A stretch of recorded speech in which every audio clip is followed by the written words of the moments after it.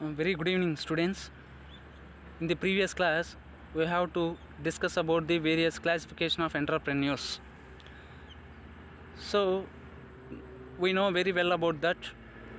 So today, our topic is forms of business organization. So it is very important topic for the examination point of view. So now we discuss about the briefly and with a clear explanation. So nowadays we find a number of different commercial and industrial enterprises, so which are owned and organized for operations by the different forms of business organizations. So ఇక్కడ మనకి ప్రస్తుత రోజుల్లో చూస్తూనే ఉన్నాం. ఎందుకంటే చాలా వాణిజ్యపరమైనటువంటి అదేవిధంగా పారిశ్రామిక పరంగా ఉన్నటువంటి ఎన్నో సంస్థలు మనకి ఎస్టాబ్లిష్ అవుతున్నాయి. So which are owned and organized for operation by the different forms of business organizations. So ఇటువంటి సంస్థలన్నీ మనకి ఇటువంటి వ్యాపార సంస్థలన్నీ వాటి యొక్క నిర్వహణ చేపట్టి నియంత్రణ చేపట్టి సో తద్వారా ఆ కార్యకలాపాలని నిర్వహించడం జరుగుతుంది. సో కాబట్టి the different forms of business organizations are classified into three categories. So that is private sector undertakings, public sector undertakings and joint sector undertakings. So today we discuss about the private sector undertakings only. So the first of all the private sector undertakings. So private ఇక్కడ మనకి మూడు రకాల సంస్థలని మనం చెప్పుకుంటున్నాం, వ్యాపార సంస్థలు. ఒకటి private రంగ సంస్థలు, అదేవిధంగా పబ్లిక్ రంగ సంస్థలు, మూడు ఉమ్మడి రంగ సంస్థలు. సో దీంట్లో first one is private sector undertakings. దీన్ని ఏమని చెప్పొచ్చు అంటే ప్రైవేట్ రంగ సంస్థలని మనం చెప్పొచ్చు. The business undertakings which are owned and operated by the private people or institutions are known as private undertakings. So ఇటువంటి ప్రైవేట్ రంగ సంస్థలని ఎవరైతే వాటిని స్థాపించి ఎవరైతే వాటిని నిర్వహిస్తారో అటువంటి సంస్థల్ని ప్రైవేట్ రంగ సంస్థలు అంటారు. ఇవి ఎవరైనా ఇండివిజువల్స్ కావచ్చు, లేకపోతే as a group of institutions కావచ్చు, వ్యక్తులు కావచ్చు, లేకపోతే సంస్థలు కావచ్చు. సో వీటిని ప్రైవేట్ రంగ సంస్థలు అని చెప్పి అంటున్నాం. So the various forms of private sector undertakings are as follows. So ఇందులో మనకి in this the private sector undertakings has consisting of 5 types of forms. First one is sole proprietorship forms, partnership forms, joint Hindu family forms, cooperative societies, and last one is joint stock companies. So ఇందులో సొంత వ్యాపార సంస్థలని, అదేవిధంగా భాగస్వామ్య సంస్థలని, ఉమ్మడి వ్యాపార సంస్థలని, ఉమ్మడి హిందూ వ్యాపార సంస్థలని, సహకార సంస్థలని, అదేవిధంగా జాయింట్ స్టాక్ కంపెనీస్ అని మనం చెప్పుకుంటున్నాం. So first one is sole proprietorship forms. It is that form of business undertaking which is owned and control by the single individual. So ఇటువంటి సంస్థల్ని ఒక వ్యక్తి స్థాపించి వాటిని నియంత్రణ చేపట్టేటువంటి వ్యక్తిని సొంత వ్యాపారి అని అంటున్నాం. సో కాబట్టి which is owned and control by a single person. Only single person is to form a business that is called sole trade firm. So who receives all the profits and risks and losses all of his property or enterprise. So ఎవరైతే తన వ్యాపార సంస్థ నుంచి వచ్చేటువంటి లాభాలు కానీ, లేకపోతే నష్టాలు కానీ, లేకపోతే సవాళ్ళు కానీ స్వీకరించేటువంటి వ్యక్తిని సొంత వ్యాపారి అని అంటున్నాం. The sole trader is the owner, organizer, manager and controller of his business. So అతని వ్యాపారంలో అతను ఒక యజమాని కానీ, లేకపోతే ఒక వ్యవస్థాపకుడిగా, నిర్వాహకుడిగా, నియంత్రకుడిగా రోల్ అనేది ప్లే చేస్తుంటాడు. So the liability of sole trader is unlimited. So ఇక్కడ సొంత వ్యాపారికి సంబంధించి సొంత వ్యాపారంలో లయబిలిటీ అనేది అన్లిమిటెడ్లో ఉంటుంది. అండ్ ఇక్కడ అంటే రుణ బాధ్యత అనేది అపరిమితంగా ఉంటుంది. So the sole trader activities are also limited to a particular area. So సొంత వ్యాపార కార్యకలాపాలు అనేటివి ఒక ప్రాంతానికి మాత్రమే పరిమితం అవుతుంటాయి. సో ఇది సొంత వ్యాపారానికి సంబంధించి. So next one is partnership forms. So according to L.H. Honey, the partnership refers to the relationship between persons who agree to carry on business in common with a view to private gain. So ఇక్కడ ఎవరైతే వ్యాపారం చేయడం కోసం అంగీకరిస్తున్నారో, ఎవరైతే ఇక్కడ వ్యక్తిగత లాభం పొందడం కోసం వ్యాపారాన్ని చేయాలనుకుంటున్నారో, సో వాళ్ళని మనం భాగస్తులుగా చెప్పుకుంటాం, పార్ట్నర్స్గా ట్రీట్ చేస్తాం. So the form of undertaking is an association of 2 or more persons. So ఇక్కడ ఇటువంటి వ్యాపార సంస్థలన్నీ ఎట్లా నెలకొల్పుతారంటే, so the form of undertaking is an association of 2 or more persons. So ఇద్దరు లేక అంతకంటే ఎక్కువ మంది వ్యక్తులు కలిసి ఇటువంటి వ్యాపారాన్ని నెలకొల్పచ్చు. The business is carried on by all the partners or by one partner acting on behalf of all the partners. So అందరి కోసం, అందరి భాగస్తుల కోసం వ్యాపారాన్ని చేపట్టడం, అదేవిధంగా అందరి కోసం ఒకరి కోసం అందరూ అనే క్యాప్షన్ తోటి మనకి ఇక్కడ ఈ యొక్క పార్ట్నర్షిప్ ఫార్మ్స్ అనేది స్టార్ట్ చేయడం జరుగుతుంది. So the liability of every partner is unlimited.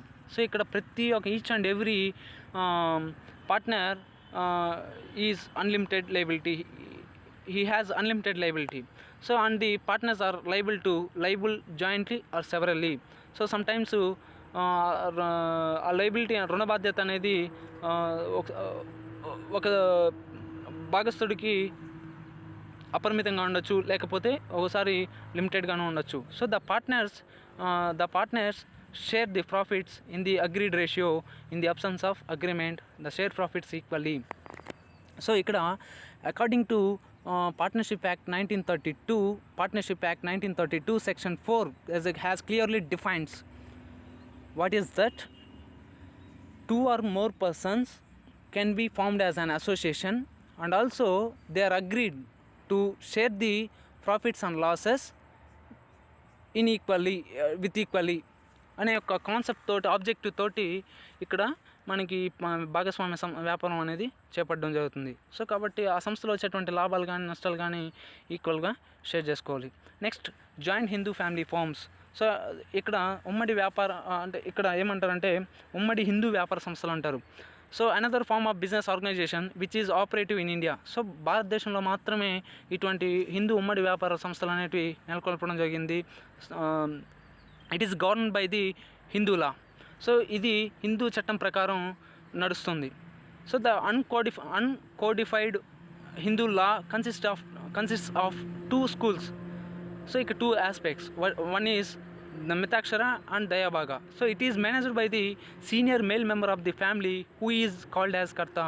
ఎవరైతే ఒక కుటుంబంలో senior male member, so that is elder of the male member of his family. So అతని యొక్క కుటుంబంలో ఎవరైతే ఒక మగ వ్యక్తిని మనం కర్తగా పిలుస్తుంటాం. However a junior male member can also act as Karta provided all parceners agree to it. So అతను జూనియర్ మేల్ మెంబర్గా కొనసాగేందుకు, అదేవిధంగా కర్తగా కొనసాగేందుకు కూడా ఇక్కడ on the acceptancy of all family members of his family. Any outsider can't be become a member of the family. So బయట వ్యక్తులు ఎవరైనా కానీ ఈ యొక్క ఫ్యామిలీలో, ఈ యొక్క కుటుంబంలో, ఉమ్మడి కుటుంబంలో సభ్యుడిగా అవ్వలేడు. అదేవిధంగా ద కర్త is entitled to deal with the third parties. అంటే ఇక్కడ వ్యాపారం యొక్క అంటే బిజినెస్ ఆపరేషన్స్ని డీల్ చేయడానికి ద కర్త has rights to deal with the all operations of his concern. So the joint Hindu family business is continuous and death. So joint Hindu అంటే ఉమ్మడి వ్యాపార సంస్థలు అనేటివి చాలా నిరంతరంగా కొనసాగుతూ ఉంటాయి. అదేవిధంగా the death of one member does not bring the firm to an end. So అతను చనిపోగానే ఆ సంస్థ అనేది, ఉమ్మడి వ్యాపార సంస్థ అనేది రద్దు అయితే, డిజాల్వ్ అయితే కాదు. So another male member who is the another male member, so that is the elder of the male member in his family. So that person will be treated as karta. So he can handle. the operations of the entire joint Hindu firms. అదేవిధంగా a minor in the family is also considered as a member of joint Hindu family. So ఎవరైతే minor male member ఉంటారో అతన్ని, ఎవరైతే minor male ఉంటాడో అతన్ని మనం చేయొచ్చు, మన ఎలా కన్సిడర్ చేస్తామంటే member of the joint Hindu family firm. So ఉమ్మడి వ్యాపార సంస్థకి అతను సభ్యునిగా కంటిన్యూ అవ్వడానికి అతనికి రైట్స్ అనేటివి ఉంటాయి. So this is the joint Hindu family forms.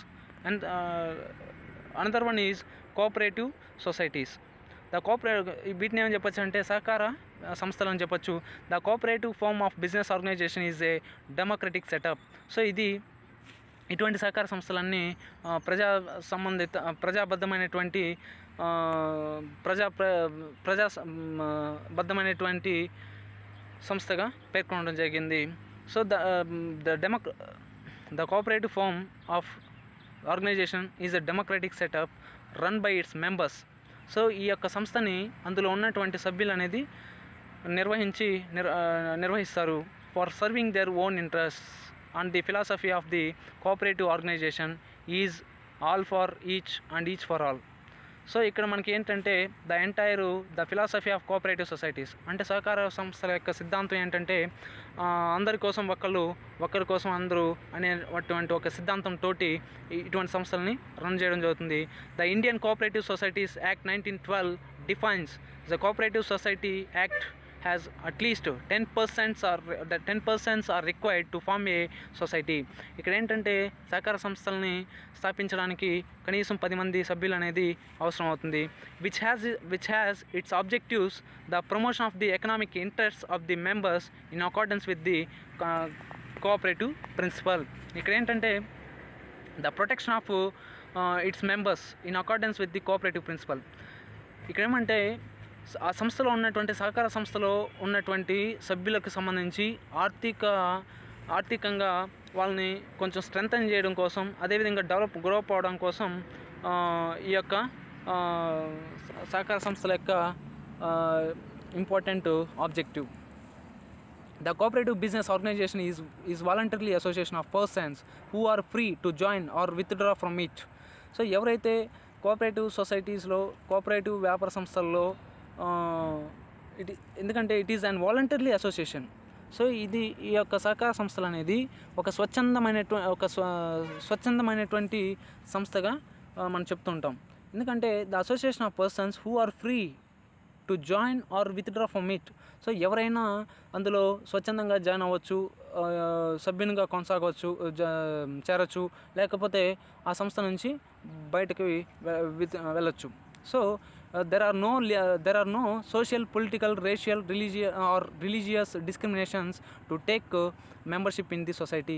So ఇటువంటి సహకార సంస్థల్లో మనకి మెంబర్షిప్ తీసుకోవడానికి అదే సామాజికంగా కానీ, రాజకీయంగా కానీ, అదేవిధంగా మతపరంగా కానీ, లేకపోతే ఎటువంటి వివక్ష లేకుండా మనం మెంబర్షిప్ అనేది, సభ్యత్వం అనేది ఇందులో తీసుకోవచ్చు. ఇప్పుడు ఫర్ ఎగ్జాంపుల్ కోఆపరేటివ్ సొసైటీస్కి some examples are there like cooperative banks, cooperative societies, cooperative dairies. So ఇవన్నీ మనం సహకార సంస్థలకి ఎగ్జాంపుల్స్గా మనం చెప్పుకోవచ్చు. Next last one is joint stock companies. So joint stock companies సంబంధించి Haney has clearly defines what that a company form of business organization as a incorporated association. So ఇటువంటి joint stock companies అనేటివి ఇంకార్పొరేటెడ్ association అంటే ఒక నమోదు కాబడినటువంటి సంస్థ అని మనం చెప్తున్నాం. So which is an artificial persons created by the law. ఎందుకంటే because of the differences are there, the differences between the human beings and artificial persons, nature persons and artificial persons. So because we are the natural persons, ఎందుకంటే created by the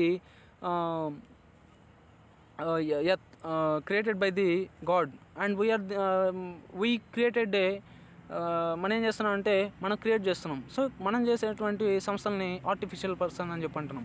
so which is an artificial persons created by the law. So ఒక చట్టం ప్రకారం సృష్టించబడినటువంటి కృత్రిమమైనటువంటి సంస్థ అని చెప్పి మన joint stock companies అని చెప్పొచ్చు. So which is an artificial person created by the law having a separate legal entity with a perpetual succession and common seal. So ఇక్కడ ఏంటంటే ఒక శాశ్వతమైనటువంటి పారంపర్యం కానీ అదేవిధంగా ఒక అధికార ముద్ర కలిగినటువంటి సంస్థ అని మనం చెప్తున్నాం. So it is an association persons having separate legal entity and limited liability. So దీని ఒక ప్రత్యేకమైనటువంటి చట్టబద్ధమైనటువంటి సంస్థ, అదేవిధంగా ఒక పరిమితమైనటువంటి సంస్థగా మనం చెప్పొచ్చు. So it has a perpetual life and ownership. So ఇది ఒక శాశ్వతమైనటువంటి జీవితం మరియు ఒక యాజమాన్యం కలిగినటువంటి సంస్థగా మనం చెప్పొచ్చు. ఎందుకంటే always whenever the organization is classified into two categories. One is ownership is different and another one is management is different. So the both are the separated from the organization. So the shares can be transferred by the members of the public limited companies. So ఇక్కడ ఏంటంటే మనం shares means ఇప్పుడు క్యాపిటల్ని మూలధనాన్ని మన వాటాలుగా విభజిస్తుంటాం. So ఇప్పుడు capital ఉన్నప్పుడు వాటిని షేర్స్లో convert చేస్తాం.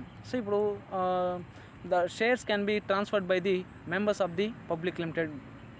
సో మనం చూస్తుంటాం పబ్లిక్ లిమిటెడ్ కంపెనీస్లో మనకి ఇప్పుడు ఫర్ ఎగ్జాంపుల్ ఓఎన్జీసీ కానీ అదేవిధంగా హెచ్ఎంటీ కానీ బిఎస్ఎన్ఎల్ కానీ ఇలాంటివన్నీ మనకి as a public limited companies. So but not by private limited companies. So ఇక్కడ ఏంటంటే పబ్లిక్ లిమిటెడ్ కంపెనీస్లో షేర్స్ని పబ్లిక్కి అంటే ప్రజలకి సొసైటీకి బదిలీ చేసేటువంటి అధికారం దీనికి ఉంది.